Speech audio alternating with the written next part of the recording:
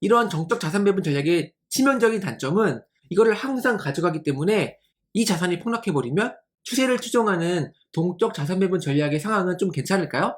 그러니까 안전자산으로 대피해야 돼. 주식이 위험해서. 근데 그 안전자산이 채권이야. 그럼 어떻게 되겠어요? 네. 이 손실을 때려맞게 된 거죠. 안녕하세요. 개만합니다. 주식 투자를 안전하게 하기 위해서 많은 분들이 자산 배분 투자를 하고 계시죠? 자산 배분 전략. 어떻게 하면 안정적인 자산 배분 전략을 만들 수 있는지 제가 이 영상에서 안내를 해드릴게요. 자산 배분 전략의 장점만 모았다. MDD 10% 이하, 고수익, 이동평균 자산 배분 전략. 자, 주식 투자를 안정적으로 장기로 투자하는 방법. 네, 널리 알려진 방법이 ETF로 구성된 포트폴리오로 자산 배분 투자를 하는 거죠. 여러 투자 거장, 워렌 버핏은 이렇게 얘기했죠. 비용이 저렴한 S&P 500 인덱스, 즉 미국 지수 ETF에 지속적으로 투자해라. 잘 모르겠으면, 그러니까 초보자들은 이렇게 투자해도 충분하다. 이런 얘기를 했어요. 자, 자산 배분 전략은 크게 정적 자산 배분 전략이랑 동적 자산 배분 전략으로 나눠져요. 정적 자산 배분은 초기 투자 비중을 정하고 1년에 한 번 달라진 비중을 맞춰주면 끝.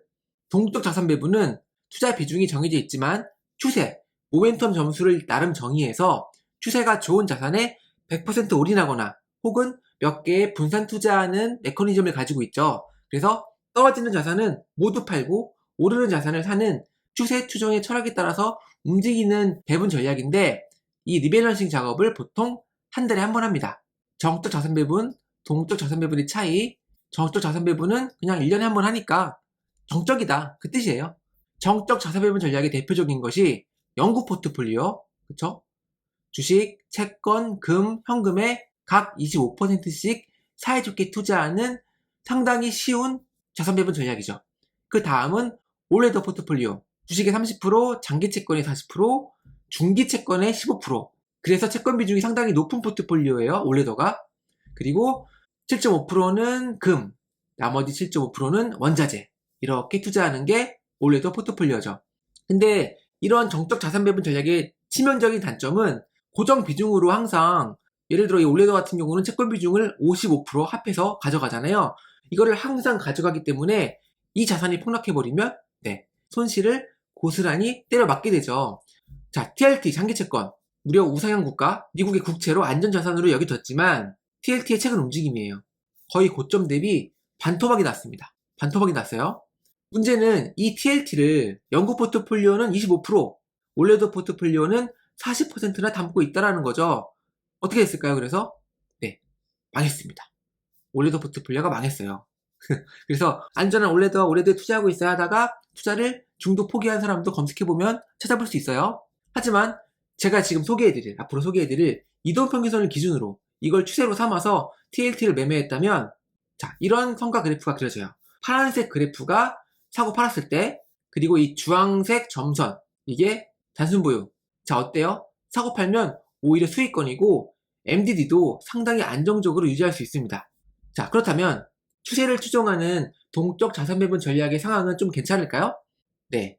괜찮은 것도 있고 안 괜찮은 게 많았어요. 왜냐면 이 동적 자산 배분 전략의 안전자산이 채권 위주인 전략들은 역시나 망가져 버렸죠. 그러니까 안전자산으로 대피해야 돼. 주식이 위험해서. 근데 그 안전자산이 채권이야. 그럼 어떻게 되겠어요? 네. 이 손실을 때려맞게 된 거죠. 그래서 나중에 제 블로그 오셔가지고 이 링크를 보시면 아시겠지만 많은 동적 자산 배분 전략들이 역시나 망가져 버렸다. 또 잘 생각해보면 이 추세를 추종하지만 한 달에 한 번만 리밸런싱을 하잖아요. 월 중에 수시로 리밸런싱 하면, 월 중에 수시로 매매하면 그건 동적 자산 배분 전략이 아니죠. 전략이 아닌 거예요. 그런데 예를 들어 내가 월 초 또는 월 말에 리밸런싱을 할 텐데 보통 월 중에 폭락 이벤트가 발생했어. 뭐 코로나 때처럼요. 그러면 그때는 제대로 대응할 수가 없죠. 그대로 손실을 다 때려 맞아야 된다. 즉 월 중의 추세 변경에 대해서는 아무런 대응이 불가능하다. 그러면 이 정적과 동적 자산 배분 전략의 장점만 합쳐보면 어떨까? 즉 이렇게 해보는 거죠. 정적 자산 배분 전략처럼 고정 비중을 가져가. 뭐 동적처럼 뭐 다 팔고 100% 올인이 아니라 정적 자산 배분 전략처럼 뭐 주식 40%, 채권의 40% 이런 식의 고정된 비중을 가져가는데 추세가 변경되면 매도하는 거예요. 그때. 즉 하락 추세가 확인되면 매도하고요. 상승 추세가 확인되면 다시 매수하는 거죠. 그 비중대로요.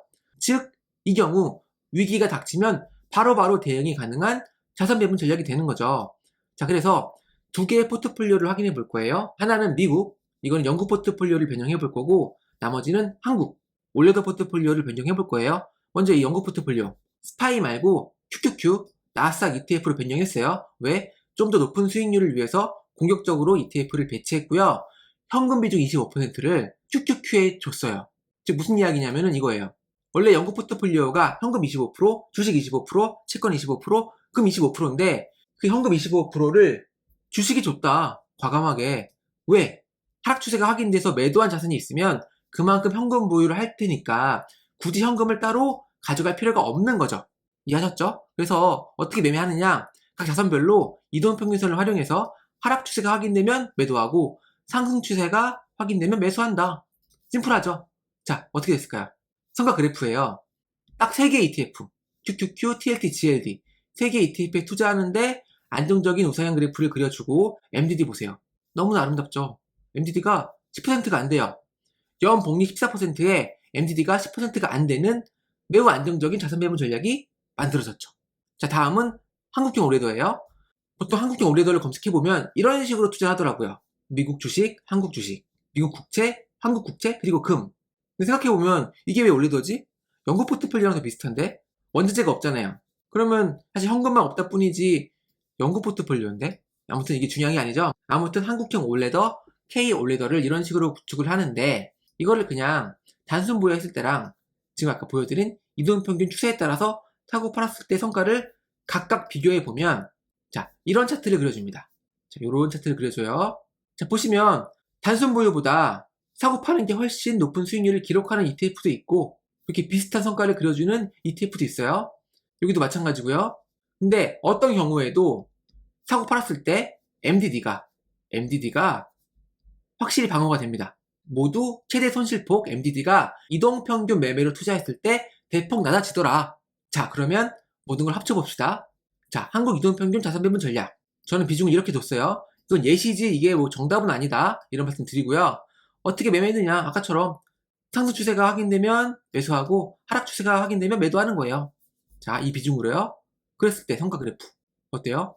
상당히 안정적인 우상향 그래프를 그려주고 와, 놀랍지. MDD가 8%가 안 됩니다. 이거 연복리로 계산해보면 연복리가 12%? 나쁘지 않죠. 높은 수익률이에요. 그리고 MDD는 8%. 자, 이 정도는 돼야지 내 연금계좌에서 정말 맘 편히 굴릴 수 있는 안정적인 투자 전략 아닌가요? 이거 어떻게 투자하나요? 자세한 거는 제 블로그 오셔가지고 이 코드가 있어요. 이거를 편하게 자동 매매할 수 있으니까 체크를 해보시면 될 것 같습니다.